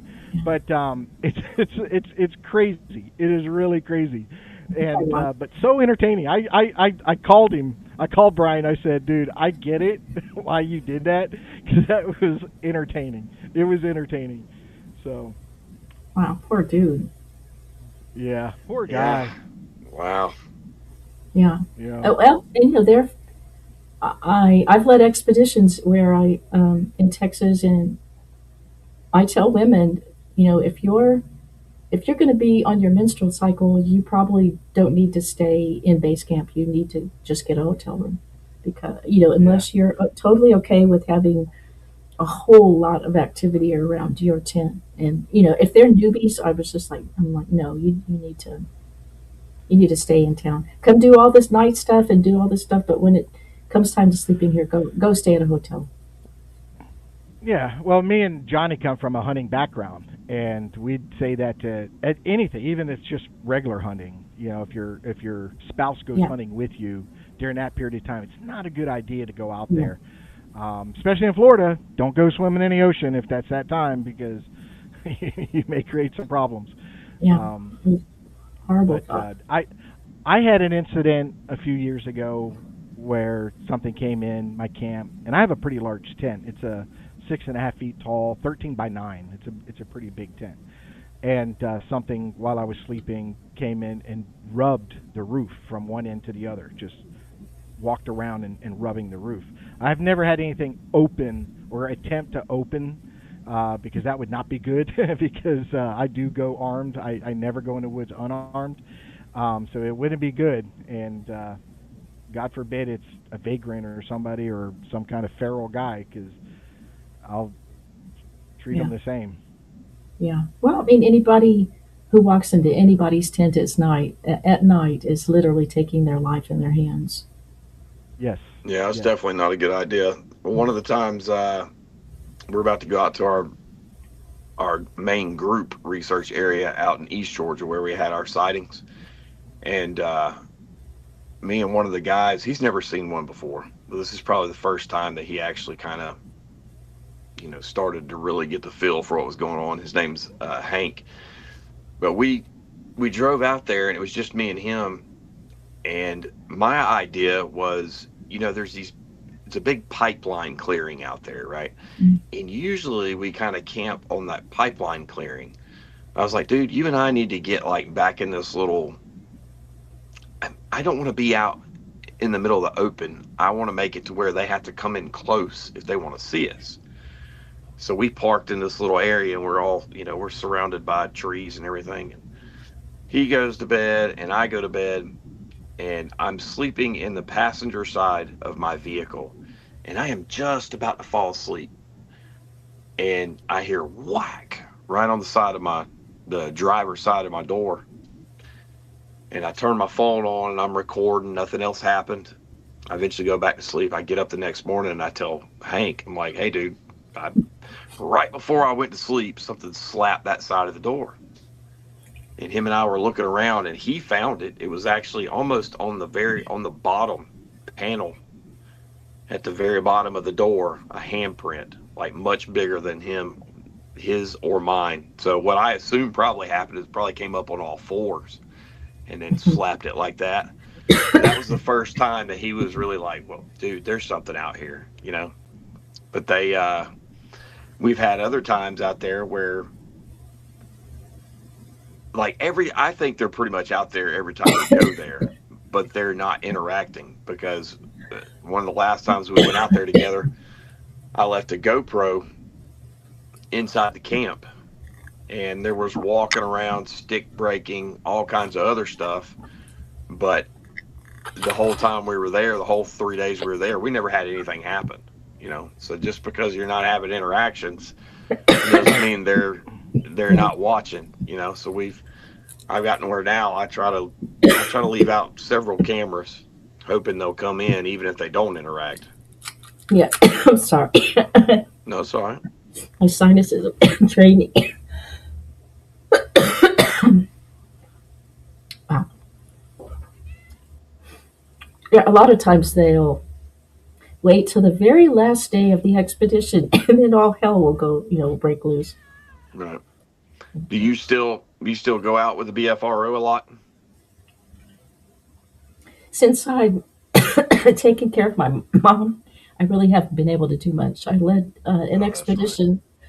I led an expedition, I think, in 23 here in Texas. But now the liability with taking people out seems kind of too high to just be, you know, just taking total strangers who you really don't know how they're going to react under circumstances, and the liabilities it just seems too high these days to do expeditions. Yeah. I'm still considered a BFR investigator, but mostly being a BFR investigator, people have made such a big deal out of the BFR being awful, and Matt Matt Moneymaker is the director of the BFRO, but the BFRO is literally made up of volunteers, of people who just donate their time to, log into the database and take reports and talk to people. Half the time people will file a report and leave their information, and then you can never connect with them. And, so the reports just sit there. And there's only a handful of people in each state who are doing it. Like in Texas, I mean, everybody Right. knows how big Texas are. There's only like 7 active investigators who are, actively taking reports. So, people are still filing reports, but, it's not, the BFRO is not bad. It's just that, um, the director has a reputation, and, but the people I know in the BFRO are like super excellent people who have integrity and really do care about, reporting things accurately and helping people. Yeah. Yeah, I've got some good friends that are currently active BFRO investigators, and some that were previous BFRO investigators, and are all super great guys. And Yeah, every one of them, I like them, I trust them, and stuff like that. But again, everybody bases that whole system on Matt Moneymaker, and yeah, he's such other than him having control over it, he's a very small piece. a See what I'm hundred saying? It's not percent. like Yes. when you call the BFRO and say, "Hey, I had a sighting." It's not Matt Moneymaker coming to your house. You know what I mean? I'm not saying it doesn't happen, but chances are it's not. It's going to be No. somebody from the BFRO, and they're good investigators. They're really good at asking questions and getting down to the nitty gritty and what you saw, what you didn't see, stuff like that, and evidence. Mhm. Um, but And Matt really, Moneymaker, their job is just to kind of flesh out more details of your report. Like that's their job, is to help you uh, to include more details in the report. Because a lot of people come on yeah. and they may have had like a 2-minute sighting, and they write like 2 sentences, and so your job as the investigator is literally to help them flesh out more details. So Yeah, I mean, like I said, and neighborhood brought it up because he's bringing up the Finding Bigfoot show, and I try to explain to people there's two sides of Bigfoot here. Okay, you have the entertainment side of it, but you yeah, have the actual boots on the ground research, people like Johnny, myself, and people that we know that are in the field, going out there, spending time in the woods, camping, looking for things, which don't get televised. It's hard work. You're in horrible conditions sometimes, but you do have that entertainment side. Now, I'm not a big fan of Finding Bigfoot either, but it brought into light the Bigfoot phenomenon. And I think that's that show created a lot of new investigators to go out there. It's the same with Expedition Bigfoot. I'm not a big fan of the show. I think it's nothing but entertainment. I do like watching stuff about Bigfoot, so I will watch yeah, the shows on occasion, but I know where reality is and where entertainment is. And that's where mhm, people need to, if you want to watch it for an hour, take a break from your day, be entertained for a little bit and watch some Bigfoot stuff, it's great. But if you're going to use the show as a basis of evidence and proof and stuff like that, well, you're going to be let down. yeah. Um, but it's really getting Well, out there and knowing real researchers that are spending time out there and stuff like that. And I have a open door policy. If anybody ever reaches out to me, Bigfoot Florida guy, and says, "Hey, I'm in Florida and I would like to meet up and go out," I it's free. Go out with me. You know what I mean? We'll spend Yeah. some time in the woods. yeah, And because get an idea. it's better to go out with other people too instead of going out by yourself. I mean, for lots of reasons. Right. And the BFRO, I mean, the people that are on those shows, they have very little control, to no control over how those shows are produced and edited. In fact, the very first Yeah. season of Finding Bigfoot, they all almost quit because of Well, yeah. I they. had a conversation with I had a conversation with Renee one time at a Bigfoot conference. We sat and talked, Yeah, and that was one of the big reasons why the show didn't continue on, was because the Hollywood side of it, the entertainment side of it, wanted them to do certain things, and they that's refused. right. They And would not, they wanted them to fake things. Yeah, and they wouldn't do it. yeah, They said, yeah. "It is what it is. We're not going to do that." So there was a conflict there, where A I lot. think with Expedition Bigfoot, I think they do take some liberties there and stuff like that, But Yeah. Well, the I don't know. problem they don't understand, and I don't, and I wish 99% of all of our problems, it all comes down to funding. Right. Funding.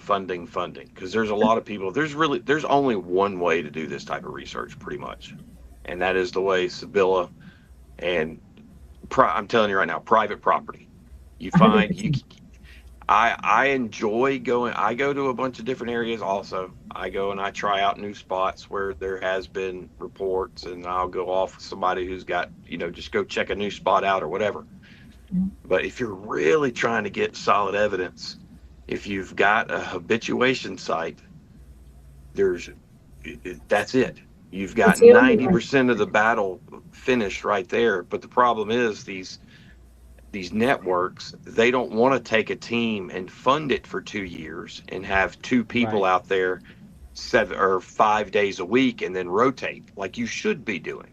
You Right. need somebody Right. out there all the time, like you did. I mean, you went the extra step to actually freaking move into the house, which I think is absolutely amazing. Um, but No, but that's the you're right. way. And If you're actually, when you think yeah, about how those National Geographic or Planet Earth, where they get all that incredible footage. I mean, I remember hearing a story about this one man. It took him 6 months to get video, like a 30-second video of a known animal. right. Right. Like six Oh months, yeah. just posted up in one place. And so, but people don't think about that. You hear constantly, I know you guys too. Where's your phone? Like, how come they didn't get a video of it? Blah, yada, yada, yada. You just want to smack them because most people Yeah, don't walk, people, you don't walk around with your phone no, camera out all the time. Um, Oh yeah. I it's mean, it's happened to me and try, Johnny where just, right. you Just try in one direction to record 24 hours a day. Just try. You're going to realize it's just how many freaking battery packs it's going to take. yep. If you're using a phone, your memory is You're going to fill up after, an hour and a half, 2 hours. Then you got to go and dump that and then come back. I yep. mean, just being able, just to, I'm the biggest, I've always said, uh, I would have the best Bigfoot video that had existed if I would have had more memory that day. I Yep. gave up. I gave up on recording in front of myself. I had Yep. recorded for 3 hours. And then we get to the other side of the property, and I'm like, well, I don't have much video left, so I'm just going to Yep. stick my phone in my pocket. And then I have the It best sighting ever. And people yeah, just don't yep. get it. It's yeah. not, It it's not literally that happened to easy. me. I went up to see Johnny. We were out there at the happy place, and I went off on my own in this one area where the creek was and stuff. It was just a beautiful area, across from where the tents were. Not the same side as the tents, but across. You know where I'm talking about, Johnny. So I went down there, and I heard something. It could have been anything, a deer, anything coming through. But I was like, okay, something's coming this way. So I sat down and I went to record. All of a sudden, it says I have no space. So now I'm deleting stuff and getting rid of stuff and blah blah blah, just so I can record whatever's coming. And by then I'd missed whatever, and it happens. You know what I mean? I want to put Well, good and stuff there. if you think about, Yeah, if you're recording 24 hours, like really, you have to review that for 24 hours. Do you Oh, know yeah. how gotta long? review it. And you can't Yep. just fast forward through it. I mean, you can do a little fast forward, but then you can miss stuff because what these creatures are so subtle. Oh yeah. So and I that's tell another people all the thing people time. don't realize, like how much I time. do it by myself. Right. I do it by myself. And it's a lot of information to go through. And people don't realize I can put out a 30-minute video of me out in the woods or a 40-minute video. They don't realize that's 5 hours worth of time in the woods just for a 30-minute video.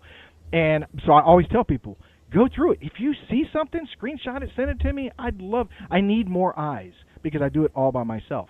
You know what I mean? Well, like Now I want to Flat hit Rock. this one. Seminole goes, the best thing to do is ignore the internet if possible. Works for me. Yeah, but Seminole, if you ignore the internet, you don't get to see people like me, Johnny, and Right. Sybilla. Don't You're ignore gonna miss us. everybody. Yeah, don't ignore everybody, buddy. Come Yeah, on, no, brother. there are some really good people like you guys who are literally trying to do real research. The whole habituation thing, you're 100% accurate. Now, people do see Sasquatch by accident all the time, but that's just another anecdotal story, and it doesn't help. It's going to Oh happen yeah, just like you said. It's going to happen. But Yeah, I went but up to Ohio last. I'm sorry. but the habituation site is also like so you have to be insulated. Like I know a guy who's had Sasquatch activity around his house for years and years and years, and then somebody bought the property behind it, clear cut it, and it's completely changed the whole nature of everything around his Yeah. house, and he has no control over it whatsoever. So I mean, you have to have Right. enough property too. Again, that comes Yeah. down to Oh money. yeah. Yep. It Yeah, does. I'm about to I be would. dealing with that. They're about to start doing some Yeah. clear cutting on the other side of my neighbors. Now it's still up in the air on how much it's going to affect what's going on here, but they're building a facility and that facility is going to run 24 hours a day. Now Oh, they still technically are going to have plenty of room to go to. They can get to my house and everything else, but I mean, you've got I don't even know how many acres that facility. I think it's going to be sitting on 7 acres at a big facility that runs 24 hours a day. I mean, that I might be looking Right. at like this year for me is kind of like, you know, crap or get off the pot because I don't know how much time I have left. oh And I know, no, and I've heard this happen to people over and over again, over you and know, over again. Yeah, yeah. and they're running out of territory. And that's uh, I guess probably the best setup I've ever heard of is I've never been there, and I only know one person that's been involved is the Area X, Mhm. and Right.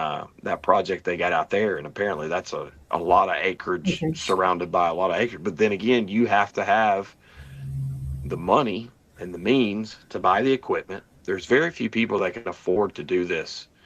Yeah. You got to work. People got to make a living. Oh But yeah. if you That's why I had tell people unlimited this is just an funds, expense. Yeah, this is just an expensive hobby. That's right? what it Yeah, is. You know yeah. what I mean? Because it doesn't make me any But money. This podcast does not make us not one penny. So but everything we do is out of pocket. Right, right. I know It I always know is for three all of us. properties. I know three properties right now where these things are active. Mine, the property in East Georgia, and we have evidence that they've been there for over 30 years. I know they're not going anywhere. And then Flat Rock. That's another guy. He's got unbelievably good audio, but there's no telling how much audio that he has that he's never been able to go through. Just because he literally records audio every single night. So this Wow. just Just time there's so much consuming. opportunity there. You just don't have the funding. So I tell you, if I ever win the lottery, my wife knows. If I'm ever a millionaire, I'm quitting my Yeah. job, and we're gonna be financing some Bigfoot projects. You better be calling So me, get Amen. ready Johnny, to because travel. I'm Amen. ready. I'm ready to travel.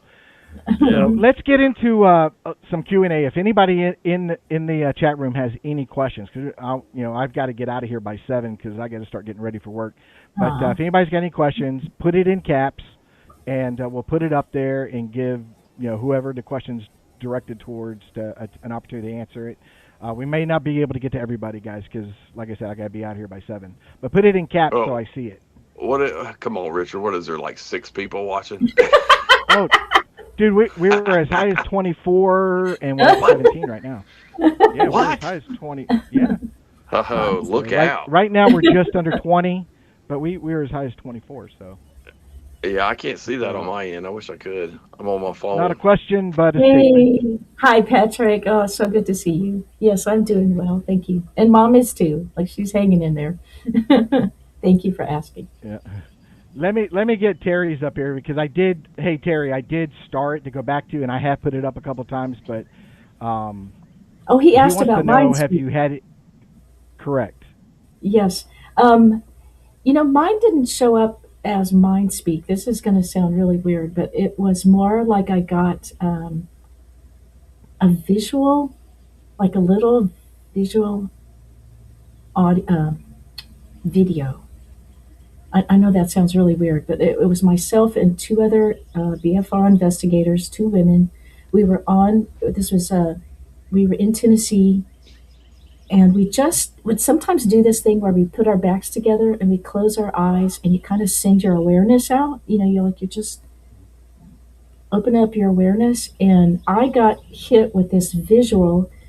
This has never happened to me before of a female Sasquatch, and she had a baby, and she was like, had her arms over it, and she was kind of squatting down, and she was trembling. She was just so terrified that we were there. Like she, and it was really unusual for us to show up like when we did, because this was a hunting lease, and people were usually only there, during the hunting time. So we were just, farting around, walking around out there, and we caught her off guard, and she was terrified. And as soon as we opened our eyes, I told everybody, I said, we need to move. I told the ladies what I saw, and I said, we need to move away from here because she is terrified. So we start walking and only get maybe 10 steps, and suddenly I am hit. I mean, it has to be infrasound, and I'm hit with this wave of, I don't know if if you've ever just been hit suddenly by, if you don't find a bathroom like within the next 30 seconds, you're going to be like super Right. embarrassed. I mean, I went from being perfectly normal to I'm about to lose my what. And I mean, I'm doubled over, and we keep walking, and I don't know what's going on. I mean, I'm trying to, I'm kind of shocked. And we get around this corner to this place where, I mean, we just go around, we're on a trail, we go around the trail where you can't be seen anymore, and it stops. Like just as fast as that started, it was completely gone. So, Wow. like, she hit me with So some. you got a question. How long did the Erickson project last before reporting it out to the public? Oh, I don't know that, because I became aware of the project in 2008 because of my relationship with Dennis. So I really don't know the answer to that. I'm sorry. So, what do you got going on now? Tell everybody what's going on in your life. What direction you're going with the whole Bigfoot thing? What are you actively doing? Are you still doing sketches? Whatever you're doing, let everybody know what you're doing. Well, thank you. I'm still actively. I'm taking care of my mom. She's 95. But I still do witness sketches, and I still. I mean, that's what I'm mostly doing with my time is witness sketches. I'm working on Johnny's. Yeah, Um, she's working on the most important project of her career right now. Actually, this is either gonna make or break her. well, I came up with some more questions for you that I need to ask you, and I'll do it off camera. But Okay. so I'm still working with witnesses. People reach out to me all the time, and I'm kind of backlogged with witnesses right now, and thank God for people being patient with me because I just have a limited amount of time. So I'm doing that, and then I have a YouTube channel where if witnesses want to share their story, on video. I mean, witnesses don't have to want to do that. I will work with a witness even if they don't, and I don't charge witnesses for sketches. I want people to know that because a lot of people they may want to sketch and they'll say, well, I can't afford much. How much are you? And I don't charge witnesses for sketches. Let me ask you a question. How many sketches do you have right now? In your file. How many sketches? That are finished. Yeah. That you Oh, just I have no idea. here's a suggestion. And I've done this suggestion before back, when I knew Carrie and all them. This is me. If you should take 12 of the best Yeah. and have them done in a calendar. Charlie Raymond did that with the Oh, did he? Kentucky. Yeah, we had a calendar. I don't remember what year it was. It was a couple years ago. Charlie Raymond did a calendar of some really good sketches. People can go to my website. I probably have. There's probably 30 like on the website, but there's a whole bunch that are like private that people didn't want to. They just wanted to have it done that they didn't reveal to other people. Um, and I probably have 10 that I'm working on right now. Right.